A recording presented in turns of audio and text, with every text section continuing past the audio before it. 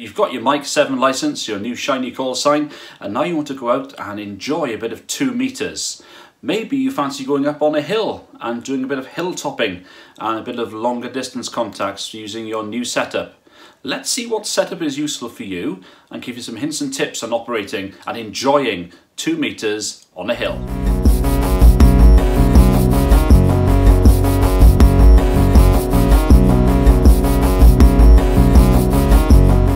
Well, thanks for coming along again and saying hello, and if this is your first time, then think about even clicking that subscribe button and the notification bell for any future videos.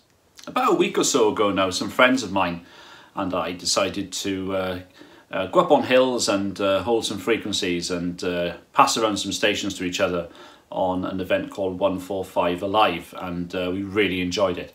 One of the big features that we all noticed, and I did so particularly in the south, is we had some Mic 7 stations up on hills who really enjoyed the day. They made contacts with people they haven't spoken to before, getting out in one case over 100 miles with 10 watts on a hill on FM, 2 meters. I'm thinking, well, you know, it might be worth sharing the experience that I've gained, so to speak, over the last 3 or 4 years doing that sort of thing, and sharing with you as well just how rewarding it can be with a simple setup in your car on a hill for 2 meters. Now, your first consideration is the radio, of course. Now, depends on your budget. Now, you could go down the road of getting a handheld, and that would give you 5 watts output, but obviously the battery's not going to last a huge amount of time. Depends whether you want 70 centimeters or not as well. But what I have used once or twice already is this Anytone 7788. Gives you 2 and 70 centimeters, FM only, costs just under £100. All right. Now, what you've got to be aware of is that when you buy a new rig for that sort of money, which in radio terms is fairly inexpensive, okay, is that you're going to have some compromises. Obviously, the compromise here is, the big compromise with this is the receive, okay? So the receive can be pretty wide. And what that means is, for example, if you go up on a hill, some hills have masts, all right, which are used for other things, okay? So you've got dishes up there for maybe mobile phone, maybe for UHF repeaters, microwaves, that kind of thing. Some VHF repeaters sometimes as well. And what you'll tend to find is if you're near a hill like that, with a radio that has quite a wide receive, so the filtering isn't great, that sometimes you'll find that your receive is greatly desensitized by that sort of situation. So for example, there's 2 hills I use. One hill I can park up quite easily and use mobile, but I can do on both really. But the one I used the other night with this, I couldn't use it because there's a mast situated above where I am, further up the hill. And that was desensitizing signals to the extent where S9 signals on FM, 2 meters FM, were going down to S3, pulsing back to 9, back down to 3, back down to 9, literally regularly like that. So on the Yaesu I used, the 3100, which is much more expensive, relatively more expensive, doesn't have 70 centimeters, just 2 meters, and is about £50 more expensive, didn't affect it at all. So the filtering is much better on that. So you've got to be careful. However, if you can get yourself up on a hill or in a situation where you don't have that interference, then for the money you pay, you get a lot of radio, all right? And I know a lot of people use these with a lot of success and like them. So I'm going to stick with this. The other hill I use, which I use for the 145 Alive event, is a really nice hill because you don't have anything like that up there. It's pretty secluded, easy to set up there. So this radio will still be used up there. So that's the one thing you've got to be wary of, okay? And you could do some homework on that, ask some local operators, go online, do some fishing around. If you're a member of a local club, ask them, go onto forums, maybe local Facebook groups to where you are, for local ham operators. Just find out whether they've been up a hill that you got your eye on with 2 meters. Have they ever had any problems with that sort of interference? If they haven't, and you know it works up there, then this little radio, something like this, can be good. There's a couple of others like this as well, up for around £80 to £100. As I say, you're not going to get stellar performance, but for the money and getting you on the air, then it's not a bad little purchase, this one. And as I say, it's got 70 centimeters as well with it, and it's a fun little radio. You know, it's not the most expensive, but it's pretty tough. It's pretty small as well, so handy to put in the car and maybe to shove in your glove box if you don't want to use it.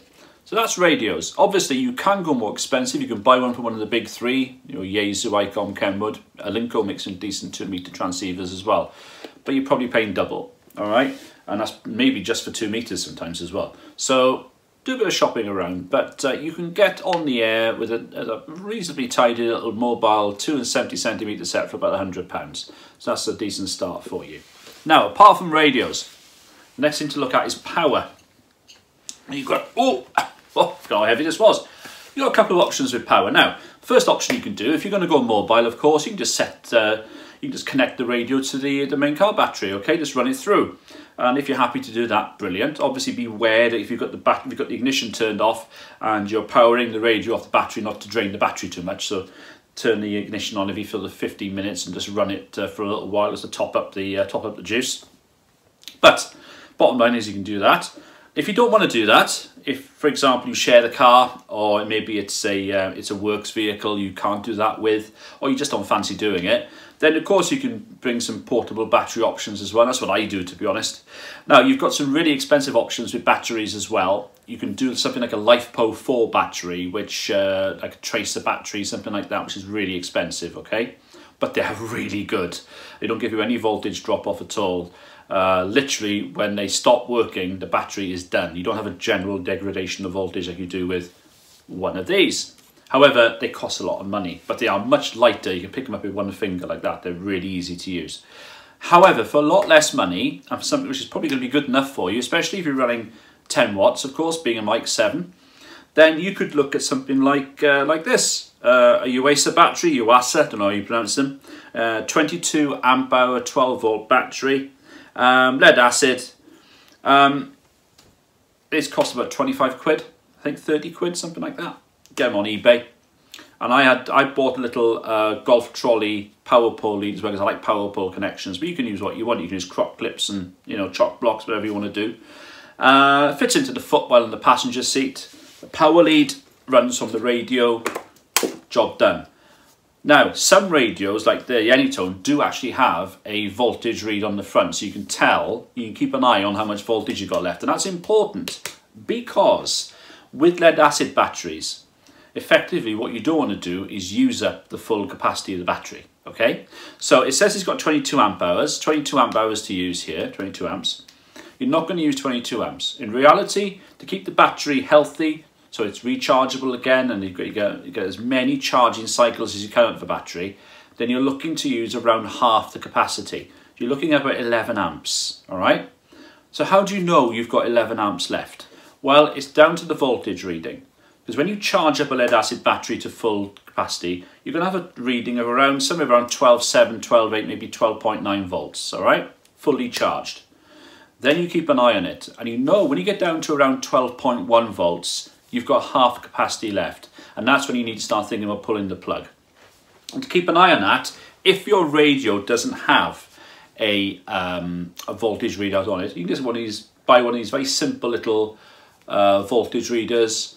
Now in the UK, I got it from Halfords for about £10. Got it about 4 years ago now. This one's by it's called Ring Automotive. Good enough, all right. All you do is basically keep them attached to the positive and negative terminals, and job done. And this will keep reading. And basically, once the settled voltage, once you stop keying up and the battery sort of rests again, just periodically keep an eye on the voltage read. If it's not on the front of your radio, use this. And once it gets down to about 12.2, 12.3 volts, you're going to start to think about, well, we're not quite there, but we're coming towards the end of things here. Once it rests on about 12, 12.1, you want to pull the plug. And then when you go home, then you recharge the battery and you'll be back again. Obviously, this is just for those who want to do that rather than run the positive and negative cables from your main battery to the radio, okay? So from your car battery, that is, or van battery, whatever you've got to the radio. Up to you which way you want to go, but this way works just as well. If you want to look into the LifePo 4 batteries, they are brilliant, but sit down maybe with a strong cup of tea once you look at what the prices are, okay? The final bit of the conundrum, well, nearly the final bit of the conundrum, is an antenna. So the good news about running mobile on 2 and 70 is you've got a huge range of antennas to choose from, and the costs aren't massively prohibitive, okay? You're not paying a huge amount of money. Obviously, what's a huge amount of money to one guy or lady is a different amount of money to others. I get that. But in the overall scheme of things, they're not massively expensive. Now, one of the ones I tend to take with me all the time, I just leave it in the boot of the car or even in the back of the car, is this little diamond. Look, it's not very long. It's a quarter wave on 2 meters, just under 50 centimeters long. And it's got a little coil there. It's basically okay on 70 as well. Made by Diamond. It's the MR, Mike Romeo 77. Costs about 25 quid. Comes with its own little mag mount as well. And you can unscrew that as well if you want to and keep it separate, okay? They are great little antennas. They're very unobtrusive. You just pop it on your car. No one probably won't even know you've got a ham radio in the car if you're a bit self-conscious about it. You can drive around town with one of these, absolutely no bother, okay? They're great little antennas. You know, they're not going to give you the strongest signal in the world, but they're certainly going to get you out there. And a quarter wave's a quarter wave. You know, it'll use the ground plane, the connection to your car as the main sort of connection, and will do a great job for you. So these are good little antennas. There are others out there as well. Diamond usually makes some excellent antennas for 2 and 70. You've got longer ones, you've got 5/8, you've got half waves. You've got a huge range out there that can be used on both 2 and 70. Up to you really, okay? But you can have a look at those and plenty of options there. So what does it all cost? 25 quid for the antenna, let's call it 30. Let's call it 30 including delivery for the battery. Maybe you want to buy the Anytone, that's 100 quid. That's 160, okay? The only other thing you've got to have, if you don't have an SWR reading on your rig, and that one doesn't, you need to have an SWR meter to help you just make sure your antenna is properly tuned. You can go down the Diamond route, but they cost a bit of money, or, you know, relatively speaking, but they are very good quality. Or you can go to something like the Moonraker version, which has their own 2 and 70 centimeter version. It costs about, I don't know much, 20, 30 quid, something like that, maybe less. I don't know how much they are. But certainly for under £200, you can get into the hobby quite easily with an antenna, a battery, a radio, and an SWR meter. What more do you want? Okay, if you use the battery in the car, you don't have to pay for the battery. Okay, my advice would be, if you don't have a readout of the voltage on your radio, is to have that little voltmeter as well.